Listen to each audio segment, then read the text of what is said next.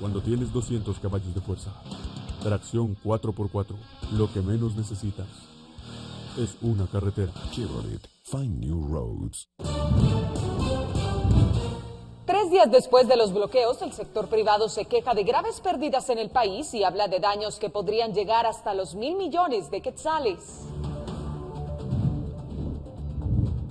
La esposa y el hijo de un diputado llegan a los tribunales de justicia a entregarse luego de estar prófugos por meses por el caso de corrupción en el INSIBUME.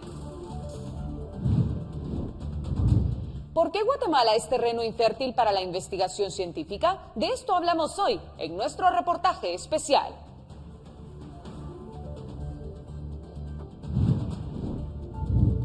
El Papa Francisco no bajará a saludar a sus fieles que le visitan en el Vaticano por un problema para caminar. ¿Cuál es su estado de salud? Se lo contamos en la emisión en directo. Cuando tienes 200 caballos de fuerza, tracción 4x4, lo que menos necesitas es una carretera. Chevrolet, find new roads.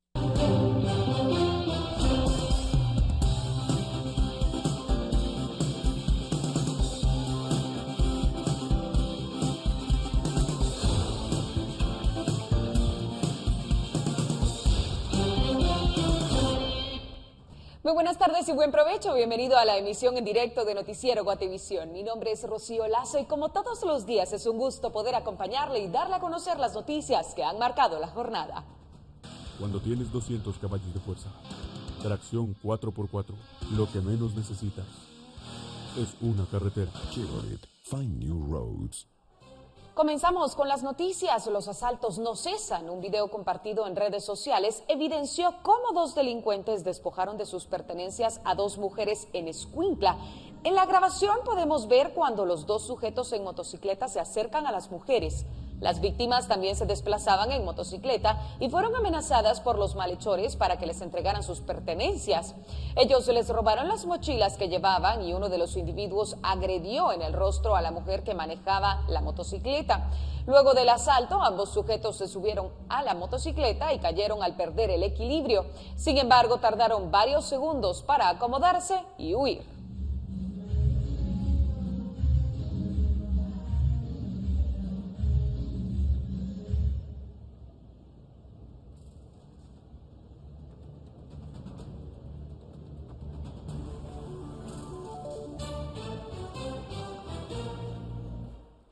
Y Provial atendió esta mañana múltiples hechos de tránsito sobre el kilómetro 193.9 de la ruta al Atlántico. En Morales y Zabal hubo una colisión en donde uno de los vehículos involucrados resultó con serios daños materiales. En el lugar se regula el tránsito ya que el hecho obstruye uno de los carriles y la carga vehicular debido al transporte pesado es bastante alta y hace que fluya más lento.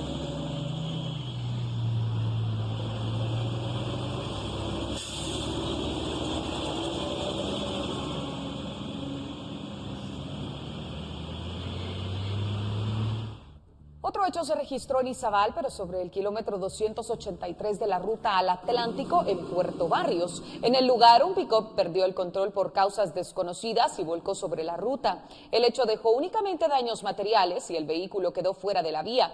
Sin embargo, Provial regula el tránsito para evitar otro percance.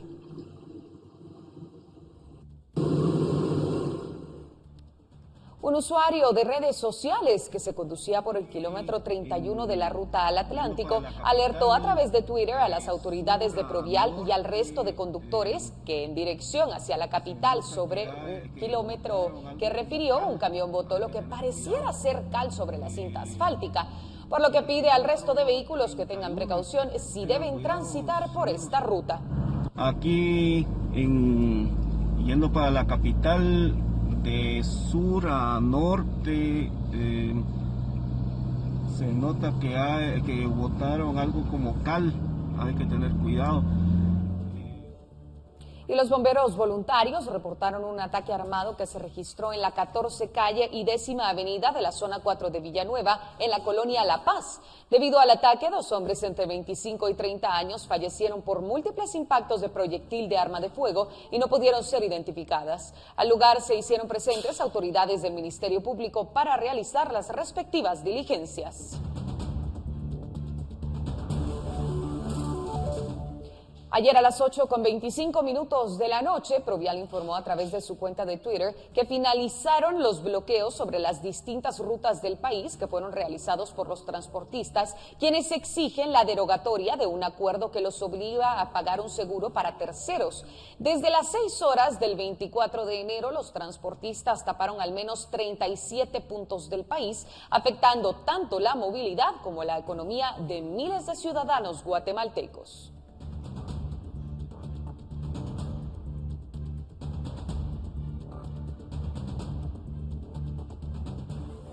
Y hablamos en este momento justamente de las pérdidas económicas que han resultado luego de estos bloqueos. Hablamos de más de 30 horas de bloqueos. Para ello tenemos como invitado especial al periodista Otto Ángel para discutir un poco qué es lo que ha sucedido. Otto, bienvenido a la emisión en directo.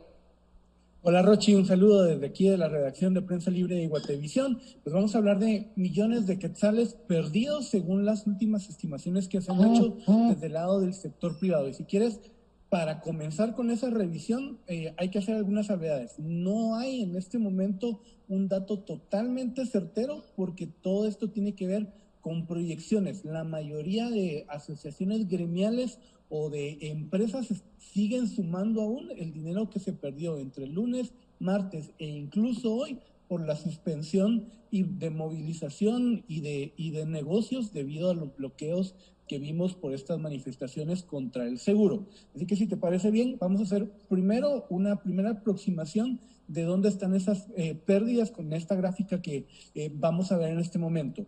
Según las primeras estimaciones, la Cámara de Industria está hablando de una pérdida de cerca de 200 millones de quetzales. La Asociación Guatemalteca de Exportadores está calculando una pérdida de 287 millones de quetzales y la Cámara de Comercio hace una estimación entre 200 a 300 millones de quetzales. Como lo hablábamos, hay un estudio de CACIF que estima que cuando hay un bloqueo a nivel general se pierden cerca de 1.100 millones de quetzales diariamente, así que la cifra podría ser aún más grande. Y esto podría ir en línea con lo que vemos cuando desglosamos estos tres grandes sectores de la economía nacional. Allí hay algunas otras estimaciones más de la cantidad de bloqueos que han existido. Hoy hablamos con la directora de la gremial de palmicultores, Karen Rosales, sobre este tema, y cuando le preguntamos, Rocío, respecto a si le hacía sentido estos 1.100 millones de quetzales, nos dijo lo siguiente. Escuchémoslo. Sí, así es, Otángel. Creemos que estos datos que han sido arrojados, estimados, como bien dice usted, someramente por los sectores y cámaras representativas, hacen sentido a las pérdidas económicas. Me atrevería a opinar que siendo todavía muy precavidos del impacto real que esto tiene, precisamente por las secuelas, ¿verdad? Yo creo que este impacto se puede medir en el momento por costos directos, por afectación a la producción, pero ahí de pronto hace falta cuantificar esas otras pérdidas que pueden darse porque no se cumplen contratos, porque se pierden clientes, porque no se cumplen con cláusulas que ya están establecidas y esos otros costos adicionales que se ven en el tiempo siguiente. Las claves tienen que ver también con que aunque los vehículos, los trailers han estado parados, no se ha logrado totalmente cuantificar las cosas porque hay muchos negocios alrededor que no se pueden aún aterrizar de negocios indirectos o del sector que funciona de manera indirecta en la economía nacional. Sin duda alguna, Otto, son pérdidas millonarias. De hecho, el Central American Business Intelligence también dio a conocer que tan solo para la industria un día de bloqueo, o más bien una hora productiva, resta hasta 130 millones de quetzales. Sin duda alguna es una cifra bastante alarmante. Obviamente son cifras durísimas. Si quieres, vamos a repasar los siguientes datos que también tienen que ver con la movilización y que quedaron afectados a partir de estas movilizaciones. Con los bloqueos, por ejemplo, hubo 266 en 2021 según un reporte de la Policía Nacional Civil.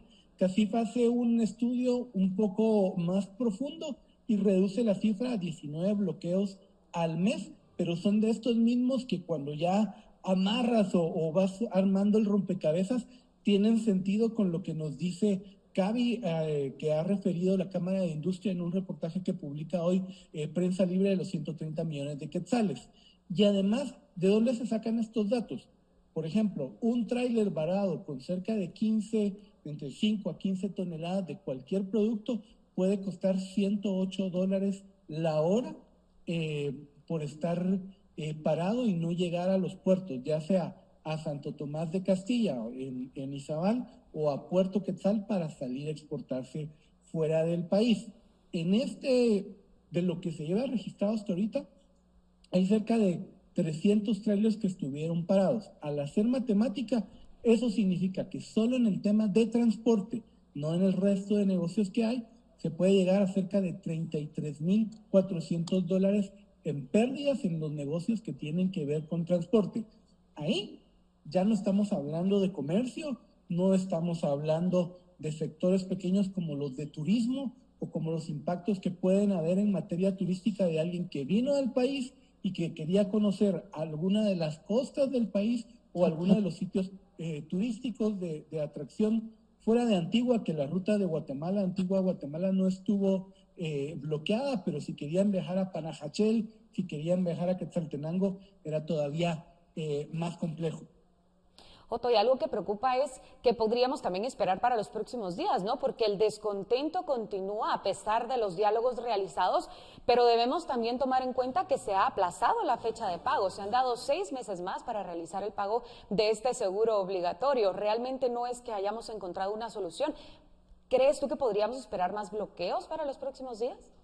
Lo primero, Rochi, creo que es clave lo que tú dices. Todavía no tenemos claro si hay un acuerdo entre el gobierno sobre qué va a pasar con este seguro, y eso desata un montón de cosas más respecto a la seguridad vial del país y los transportes y todo el tema de los accidentes. Eso, por un lado, no tenemos claro hacia dónde llegó el gobierno o qué nivel de acuerdos ha llegado, y lo otro sí tiene que ver con un temor muy sentido de que ocurran de nuevo estos bloqueos. En la conversación que tuvimos con Karen Rosales de Greg Palma, nos dice que identificaron en muchos de los casos, solo el sector palmicultor, que había una intencionalidad de quienes bloquearon de amedrentar a quienes optaron por trabajar o optaron por algunas otras formas de movilizarse. Vamos a escuchar a Karen Rosales entonces.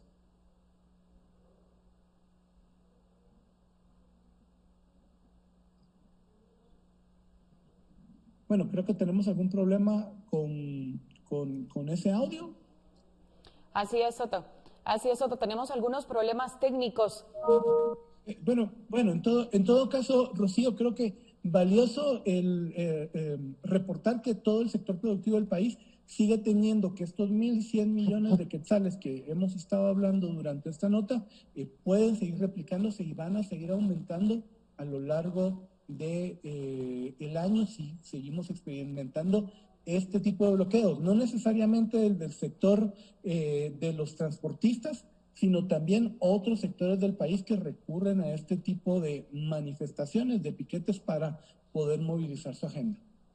Muchísimas gracias, Otto, por habernos acompañado en la emisión en directo de Noticiero Guatevisión. Importante mencionar que se han realizado ya algunas modificaciones a este decreto gubernativo. De hecho, han sido 4. La última da a conocer el pasado 21 de enero. Así que, Otto, muchísimas gracias por habernos acompañado y por esta valiosa información. Que tengas una excelente tarde. Feliz tarde, Rochi. Continuamos ahora con más noticias. Cuando tienes 200 caballos de fuerza, tracción 4x4, lo que menos necesitas es una carretera. Chevrolet, find new roads.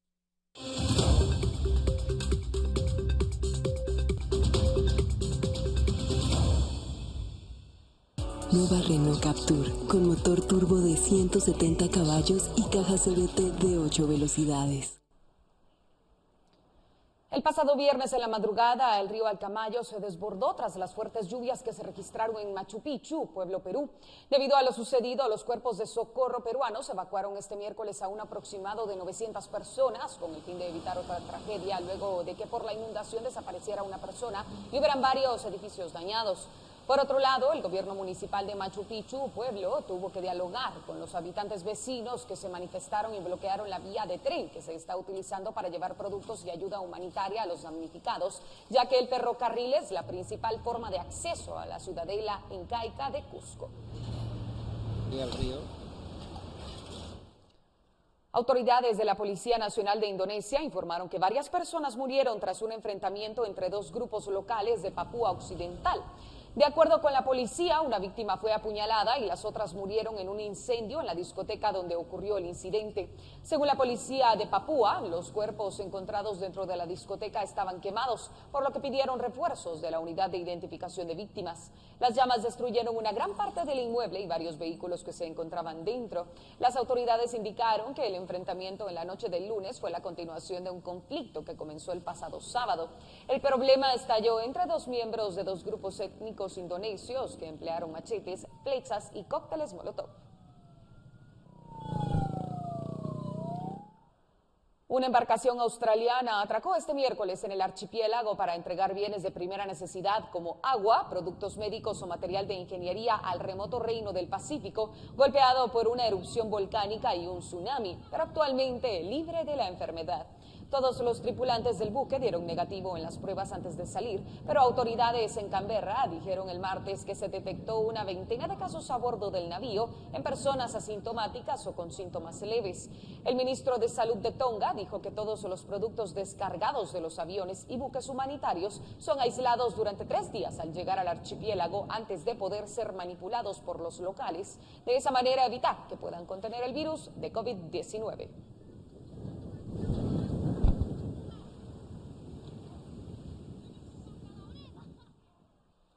Y el Papa Francisco, a sus 85 años de edad, anunció que no podrá bajar a saludar a sus fieles tras padecer una inflamación en la rodilla que le impide caminar. El tradicional saludo del Papa Francisco a sus fieles tuvo el miércoles una modificación. Una inflamación en la rodilla obligó al pontífice a dar la bendición sentado desde una silla, en lugar de pasearse entre los asistentes. Oggi non potrò andare fra voi per salutarvi. Hoy no podré andar entre ustedes para saludarlos, porque tengo un problema en la pierna derecha. Tengo inflamado un ligamento de la rodilla. Legame nel ginocchio. Ma scenderò e vi saluterò lì. Pero bajaré a saludarlos y ustedes vendrán a saludarme. Es una cosa pasajera. Parece que es algo que pasa a los ancianos. Así que no sé por qué me ha pasado a mí. Non so perché è arrivato a me, ma non so. Francisco, que en marzo cumplirá 9 años de pontificado, tiene problemas de ciática que le causan dolores fuertes y en julio pasado se sometió a una delicada operación de colon. El estado de salud del pontífice de 85 años suele ser objeto de rumores en el Vaticano, especialmente entre sus detractores. Durante la audiencia, el Papa también rezó por la paz en Ucrania y llamó a no condenar a los niños por su orientación sexual. Nueva Renault Captur, con motor turbo de 170 caballos y caja CVT de 8 velocidades. Es así como vamos a nuestra primera pausa de la tarde, pero quédese con nosotros, tenemos más noticias.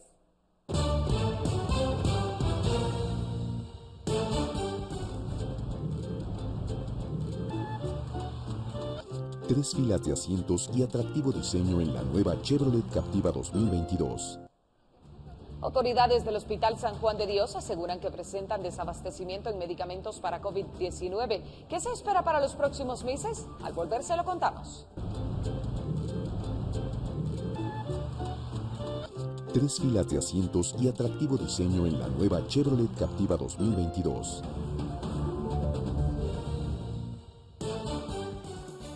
Cuando tienes 200 caballos de fuerza, tracción 4x4, lo que menos necesitas es una carretera. Chevrolet, find new roads.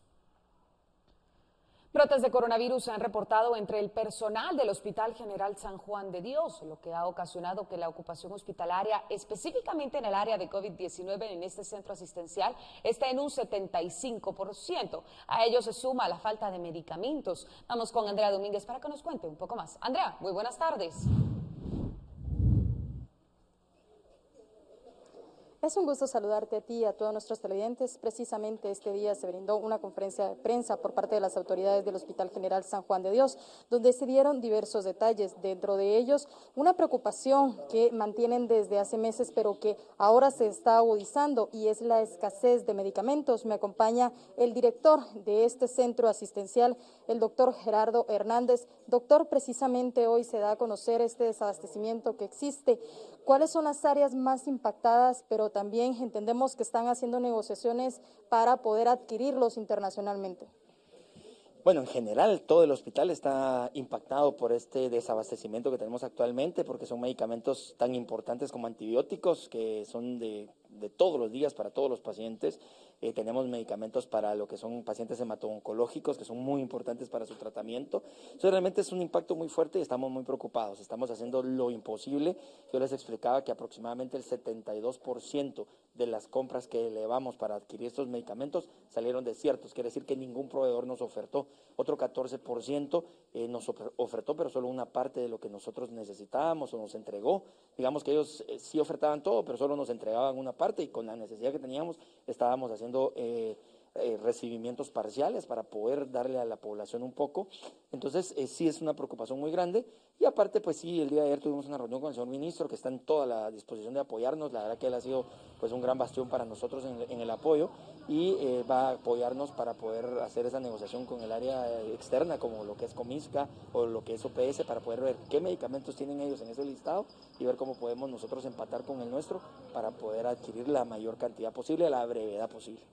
Precisamente, doctor, dentro de los medicamentos que están desabastecidos también están los oncológicos, o aquellos que son incluso como aspirinas, que ustedes señalaban que en este momento están afectados, pero realmente ¿de qué forma impacta el no tener estos medicamentos y cómo se ha estado gestionando también con los pacientes? Porque un paciente con cáncer, para ellos es indispensable alguno de estos medicamentos, así como para aquellos que se encuentran en estado crítico, por ejemplo, en las áreas COVID. Sí, la verdad que el impacto es a nivel global, ¿verdad? Dentro del hospital y también al paciente, porque por ejemplo, si nos vamos a lo que son los antibióticos, tenemos que hacer una sustitución del antibiótico que realmente necesitaría. Infectología nos apoya, buscamos alguna variante que nosotros tengamos, aunque digamos, la efectividad no va a ser al máximo, pero tratamos de evitar que el paciente gaste, porque por ejemplo un meropenem, estamos hablando de una cantidad de dinero exorbitante para poderlo obtener. Ese tipo de medicamentos son muy caros, entonces tratamos de hacer sustituciones, aunque no le demos el 100% de la efectividad al paciente, para que no gaste. En ese movimiento nos mantenemos todo el tiempo. Los medicamentos igual, digamos, es un acetaminofén, pues lo sustituimos por otro analgésico. Si es una aspirina, vemos cómo podemos sustituirlo, y eso también refleja que nos vamos gastando otros medicamentos que no estaban planificados para estos momentos y estas enfermedades con estos para hacer esas sustituciones. Entonces luego nos vamos a desabastecer en otro tipo de medicamentos. Y los que sí no podemos sustituir de ninguna forma son los oncológicos. Estamos derivando un poco a los pacientes para poderles dar sus quimioterapias de la mejor manera. No todos, por supuesto, hay una buena mayoría que sí se les da. Son pocos los medicamentos que no tenemos, pero sí hay unos medicamentos que no tenemos, y tenemos que esperar y poder recitar a los pacientes para ponérselos en el momento en que los tengamos. Muchas gracias, muy amable.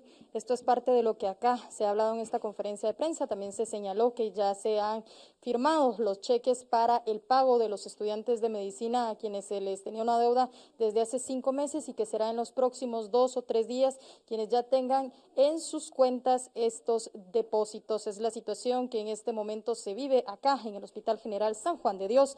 Con imágenes de María José Bonilla, retorno a los estudios, reportó Andrea Domínguez. Andrea, muchísimas gracias por tu reporte. Nos trasladamos ahora a Huehuetenango, pues para el viernes autoridades anunciaron una feria de empleo que se llevará a cabo en el mismo lugar donde ahora se realizan los tamizajes de COVID-19. Esto ha generado un fuerte descontento por parte de los trabajadores de salud. Vamos con Mike Castillo para que nos cuente los detalles. Mike, buenas tardes. Rocío, muy buenas tardes, qué gusto saludarles en este miércoles bastante frío aquí en el occidente del país. Las autoridades del Ministerio de Trabajo, en conjunto con otras instituciones, han programado una feria de empleo para ofertar 250 plazas. Esta feria de empleo se estará realizando aquí en el campo de la feria, en el salón donde justamente se está llevando a cabo también el tamizaje para establecer si las personas tienen o no COVID-19. Esto ha generado cierta incertidumbre, pues según las autoridades ya se tiene todo planeado para esta feria de empleo. La feria se ha declarado una feria departamental porque vamos a tener oportunidades de empleo no solo en la cabecera, sino también para los municipios. Entonces esto facilitará que las personas que no pueden venir desde los municipios puedan hacer uso de la plataforma digital y acceder a esta feria de empleo. Como les repito, es algo que estamos trabajando a través de las políticas que está impulsando el señor presidente, pero también es importante agradecer el apoyo y la apertura que han tenido las empresas que van a estar en este lugar. Por aparte, el personal de salud que se encuentra realizando las pruebas en este lugar ha informado que de quitárseles este salón, ellos no tendrán un lugar donde poder realizar las pruebas y por lo mismo tendrán que dejar de realizar los tamizajes hasta que se desocupe de nuevo este salón, pues en ningún lado los quieren. Han ido a diferentes centros educativos, pero por el inicio de clases no se les permite que puedan seguir en estos lugares. Ha sido únicamente aquí en el salón de la zona 4 en donde han encontrado el ambiente adecuado por lo que representa la alta positividad de casos que se están detectando a diario. Es por eso que ellos advierten que de realizarse esta feria de empleo aquí en este salón, ellos suspenderán las pruebas para detectar COVID-19. Hasta aquí este reporte con esta información. Regreso con ustedes a los estudios desde Huehuetenango, reporta Mike Castillo, Noticiero Guatevisión. Cuando tienes 200 caballos de fuerza, tracción 4x4, lo que menos necesitas es una carretera. Chevrolet, find new roads.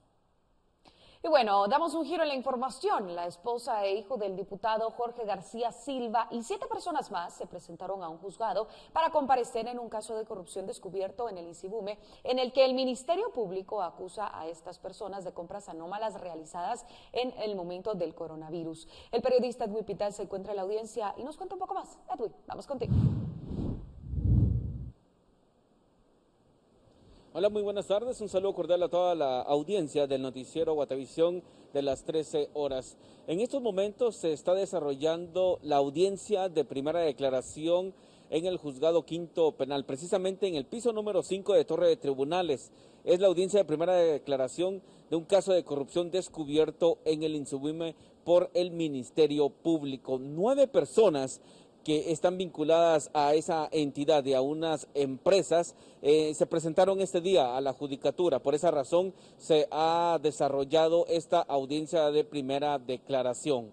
Entre las personas que se han presentado y tenían una orden de detención están Mirta Monterroso y Jorge García Monterroso, esposa e hijo del diputado Jorge García Silva. Ellos tenían orden de detención y se han presentado este día junto a 7 personas más implicadas en este caso de corrupción descubierto en el INSIBUME. El Ministerio Público en estos momentos está exponiendo la sindicación a cada uno de ellos y a grandes rasgos está detallando que se adjudicaron algunos contratos de manera irregular a empresas vinculadas a familiares del diputado del Congreso de la República, Jorge García Silva. Específicamente por esa razón están vinculados la esposa del parlamentario y el hijo. Y han manifestado que hubo una serie de artimañas que fueron forzadas desde adentro del INSIBUME para poder adjudicar estos contratos. Escuchemos. Por no contar con la capacidad técnica, científica y de personal humano pertinente y necesaria para realizar servicios a equipos científicos de la gama especializada que comprenden al INSIBUME, artificio que fue utilizado por usted para respaldar la factura electrónica de fecha 10 de julio del año 2020, con número de serie 06E2245F, número de DTE 33 59 32 84 17, por medio de la cual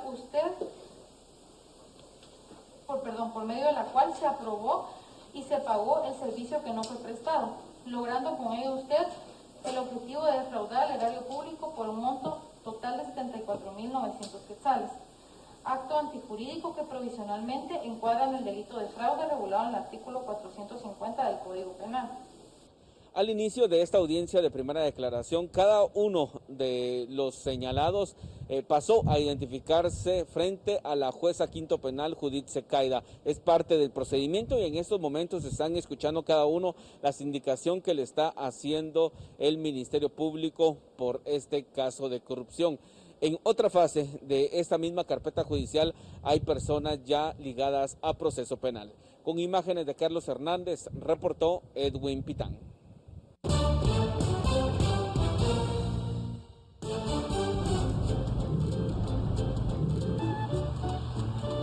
Tres filas de asientos y atractivo diseño en la nueva Chevrolet Captiva 2022. Dos proyectos surgen a raíz del plan de ordenamiento territorial en Escuintla. Le contamos al volver cuáles son y en qué pretenden beneficiar al departamento.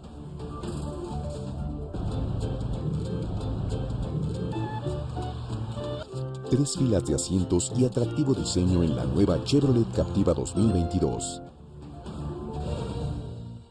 Dos proyectos que buscan favorecer la movilidad vehicular en Escuintla han surgido a raíz del plan de ordenamiento territorial. Carlos Paredes nos amplía la información acerca de los diferentes proyectos que se han planteado. Adelante, Carlos.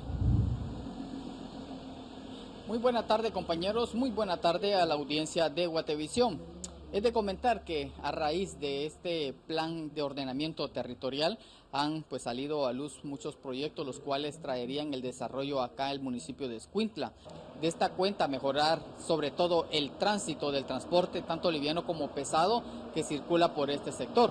De esta cuenta se tienen dos proyectos sumamente importantes. El primero de ellos sería el desarrollo de pasos a desnivel por la avenida Centroamérica. Construcción de dos pasos a desnivel, el primero a la altura de la conexión entre Cuarta Calle y la antigua Ruta al Salto y el otro a la altura de la famosa rotonda que es el distribuidor hacia la CA2 y hacia la ruta antigua a Mazagua. Esto con el objetivo que poder generar una mayor movilidad en ese sector. Otro de los proyectos que ha surgido a raíz de este plan de ordenamiento territorial es el de hacer un anillo periférico, ya que con esto se lograría que buena parte del transporte pesado que va con rumbo hacia México, El Salvador o bien hacia Puerto Quetzal no tenga que ingresar a Escuintla. Así que queremos unir la calle que va hacia la ciudad capital sin pago con la autopista Palín-Escuintla que es de pago.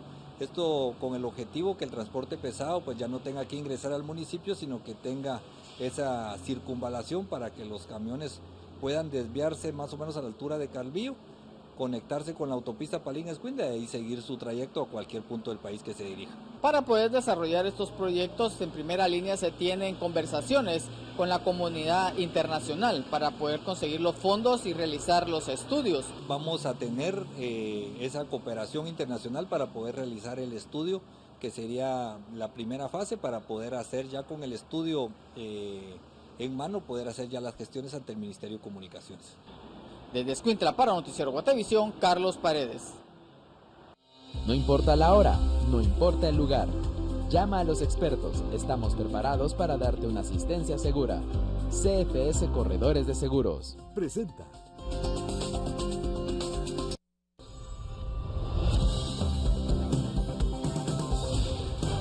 En este momento algunos de los mensajes que ustedes, nuestros televidentes, nos han hecho llegar a nuestro WhatsApp de Guaterreporta. Guillermo Cuellar nos envió fotografías para mostrar a un grupo de turistas que se han visto afectados por los bloqueos que se registraron en los últimos días.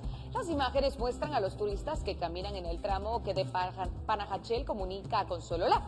Nuestro televidente lamenta que los visitantes se lleven esta mala experiencia como consecuencia de los bloqueos que efectúan los transportistas que rechazan el pago de un seguro contra terceros.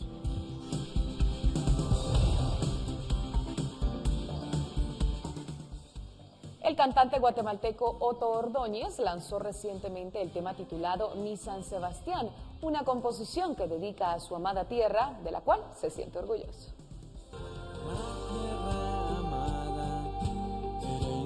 Ancestral, con grandes riquezas naturales, admirables, hombres y mujeres, artesanas y agricultores, por el cielo CFS Corredores de Seguros contamos con un grupo de expertos que están preparados para una asistencia personalizada. Somos la buena experiencia de estar asegurado. Presentó.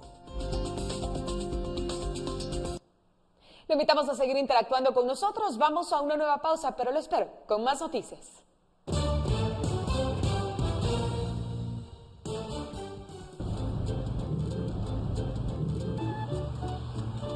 Tres filas de asientos y atractivo diseño en la nueva Chevrolet Captiva 2022. Al volver hablamos de ciencia y tecnología en nuestro reportaje especial de la semana, Terreno infértil, ciencia en Guatemala. No se lo pierda.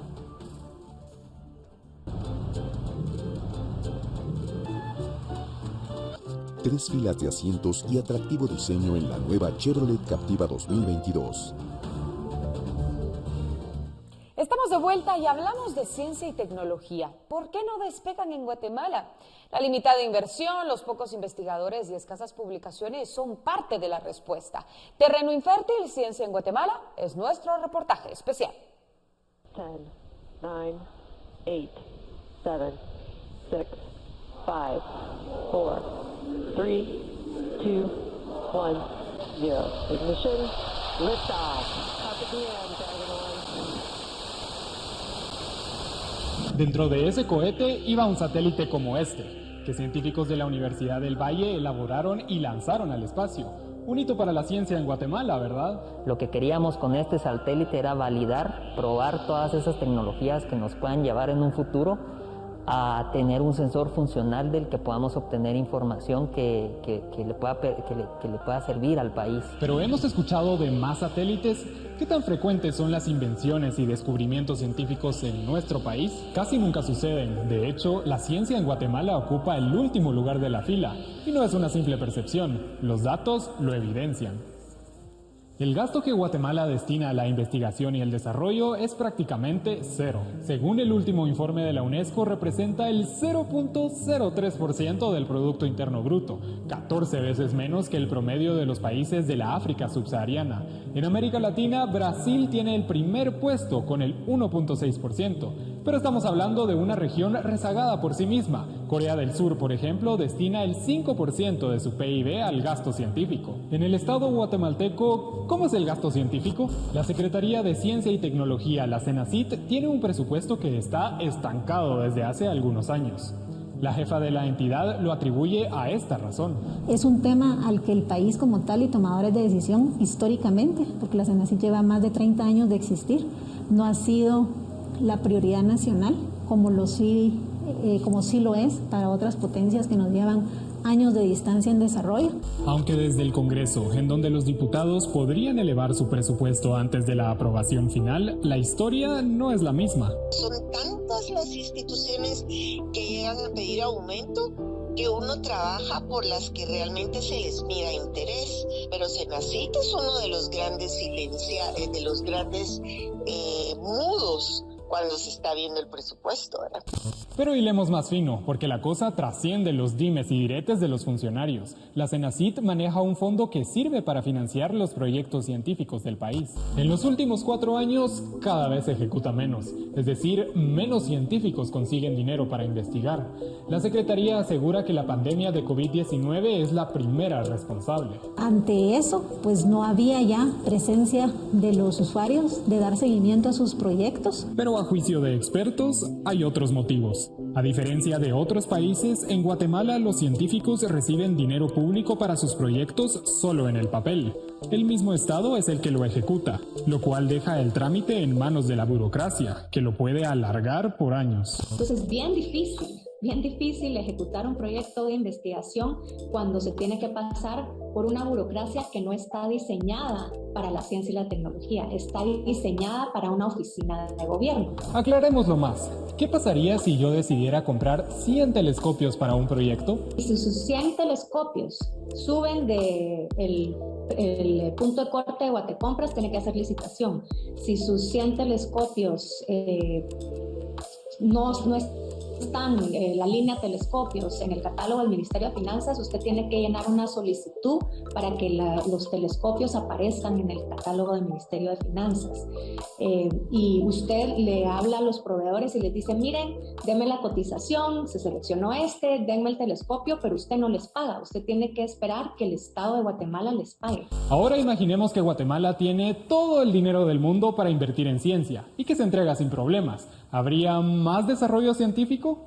Sí, o sea, sí es algo que podría pasar, pero también creo que depende, en general, o sea, todo empieza desde chiquitos.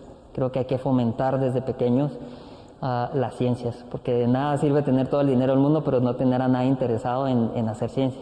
Ese es el caso de Guatemala, en donde casi nadie quiere hacer ciencia. El informe de la UNESCO expone que en el país no hay ningún investigador por cada 1000 personas económicamente activas. En Argentina hay casi 5, pero de nuevo en otros continentes nos rebasan. En España, por ejemplo, hay 10. Así como un microscopio puede ver muchísimos microorganismos, hay bastantes factores que explican la poca cantidad de investigadores nacionales. Una causa relevante es la deficiente formación científica en las escuelas, que se refleja en las malas calificaciones que los graduandos logran en matemáticas cada año. En 2019, solo el 14% aprobó la evaluación. Si nosotros no fomentamos, digamos, la investigación científica desde las edades tempranas en niños, en jóvenes, obviamente vamos a llegar a la universidad y no van a ver esa posibilidad de poder hacer investigaciones. Quienes sí llegan a la universidad, el 3% de los guatemaltecos, tampoco la tienen fácil para despegar en sus carreras científicas. El obstáculo, la falta de posgrados de investigación. En la USAC, por ejemplo, solo el 20% de los programas son de este tipo. La mayoría de investigadores o científicos que conozco en Guatemala investigan, dan docencia, ¿verdad? Trabajan en universidades, no conozco muchos casos que puedan dedicarse por completo a la universidad. Por eso es que encuentran tan buenas ofertas en el extranjero, en aquellos países que tienen mejores programas de formación, más atractivos y que también tienen incluso una vinculación a nivel laboral. Si no hay investigadores de tiempo completo, pues claro, tampoco figuramos en publicaciones de revistas científicas. Por cada 100.000 habitantes, Guatemala apenas suma 2 publicaciones en Scopus, una base de datos de resúmenes y citas de artículos. México acumula 23, mientras que Estados Unidos 200. Pero, ¿cómo se puede hacer para avanzar en este terreno tan infértil para la ciencia? Una red de investigadoras indica el primer paso, identificar a los científicos que han emigrado fuera de Guatemala. ¿Y para qué? Podríamos enfrentar problemas reales que nos afectan como sociedad de una manera más eficiente y más sostenible. No tendríamos, digamos, las estafas sociales que hemos tenido, como la agüita mágica del lago de Amatitlán, o la forma en que hemos enfrentado la pandemia. Hay voces de científicos y científicas que se encuentran muy solos porque necesitamos como que acuerparnos.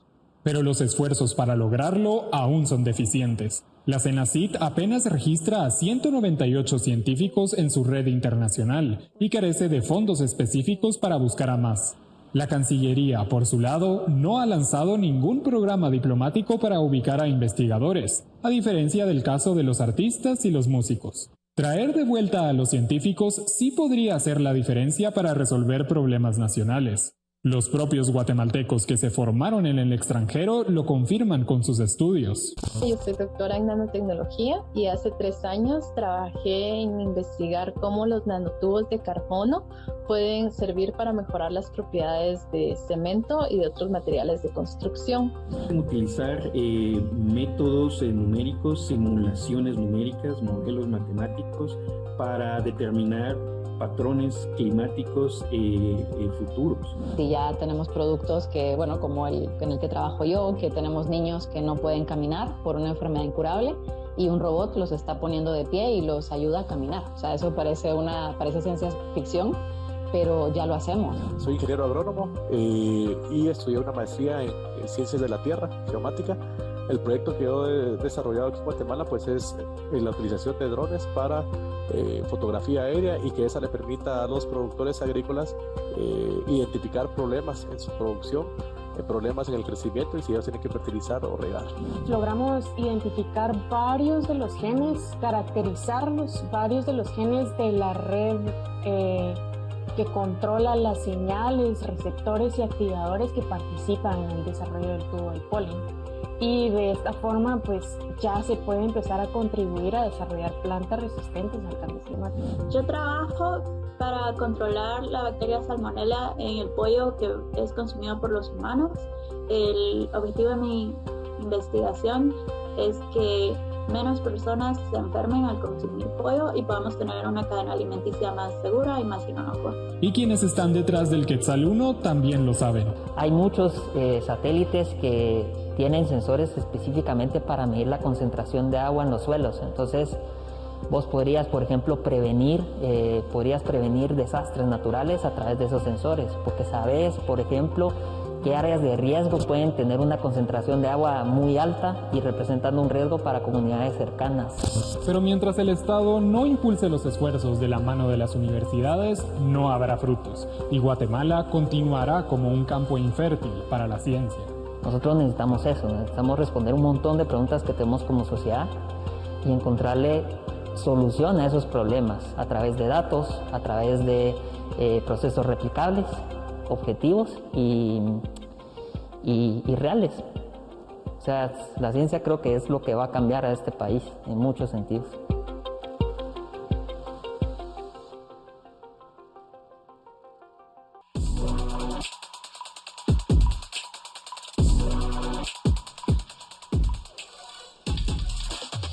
El telescopio espacial James Webb llegó este lunes a su destino, desde donde orbitará el Sol en línea con la Tierra para explorar el universo profundo. Así lo confirmó la NASA. Veamos.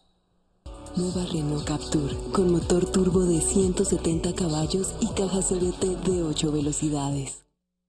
James Webb, el telescopio espacial más grande y poderoso del mundo, llegó a su puesto de observación a 1,5 millones de kilómetros de distancia del planeta Tierra, un mes después de haber despegado en una misión para contemplar los secretos del universo. Después de su lanzamiento el pasado 25 de diciembre, el telescopio ha alcanzado su órbita final, desde donde podrá observar las primeras galaxias del universo. La NASA informó que el James Webb está ubicado en una posición de estabilidad orbital entre la Tierra y el Sol, conocida como Lagrange Point 2, o L2.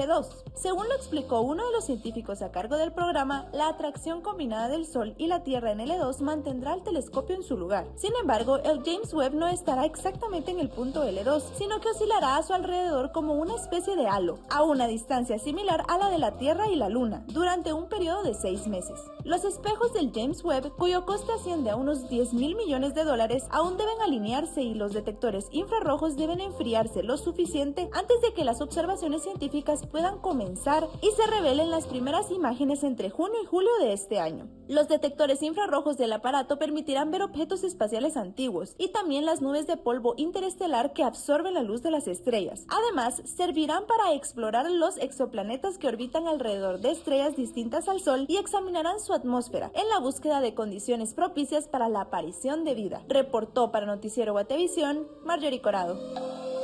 Nueva Renault Captur, con motor turbo de 170 caballos y caja CVT de 8 velocidades.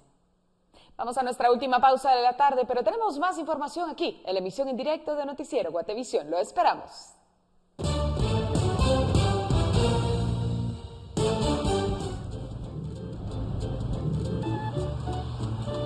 Tres filas de asientos y atractivo diseño en la nueva Chevrolet Captiva 2022.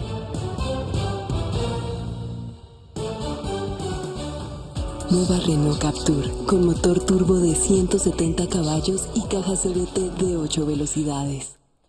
Continuamos con las noticias. El pasado martes, la Organización para la Cooperación y el Desarrollo Económico anunció que iniciará con el proceso de discusión para agregar a Argentina, Brasil y Perú como miembros. Según la OCDE, los únicos países de América Latina que son miembros son Chile, Costa Rica, Colombia y México.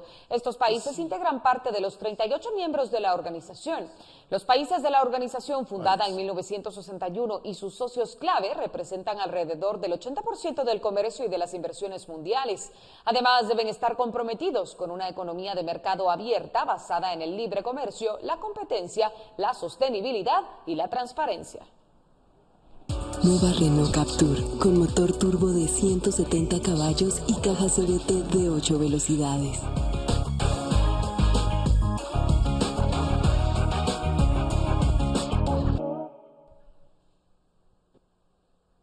Y nos despedimos de la emisión en directo de Noticiero Guatevisión con nuestro espacio de cultura y espectáculos. Nos trasladamos hasta el Teatro Lux, donde se encuentra nuestro compañero Pablo Juárez, pero también muchas noticias que surgen a través de nuestras diferentes plataformas digitales para que usted pueda estar siempre pendiente. Lo invitamos, por supuesto, a interactuar a través de nuestro Guatereporta 5004-0029. Vamos con Pablo. Rocío, muchísimas gracias, muy buenas tardes, un saludo para ti y para la audiencia de la emisión en directo de Noticiero Guatevisión.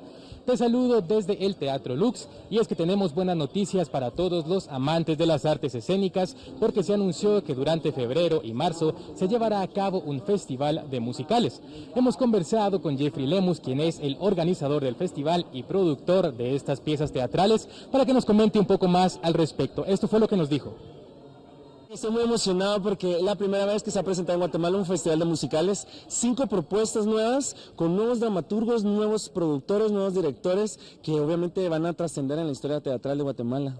De acuerdo con Lemus, parte importante de este festival es que hay musicales para todos los gustos, ya sea para las personas que les gusta Pimpinela, Floricienta y hasta Gaby Moreno.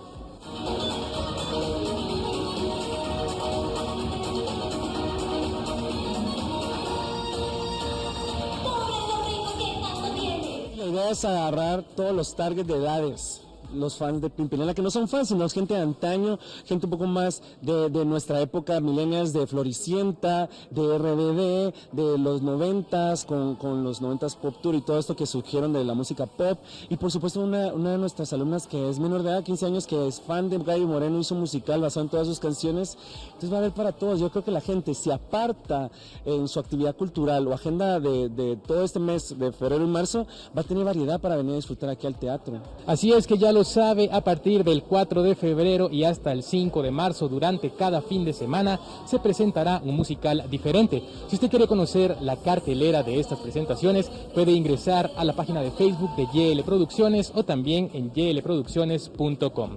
Con imágenes de Esvin García, reportó para Noticiero Guatevisión, Pablo Juárez. Esa es toda la información que tenemos al momento desde Teatro Lux. Volvemos contigo al estudio, Rocío. Muchísimas gracias.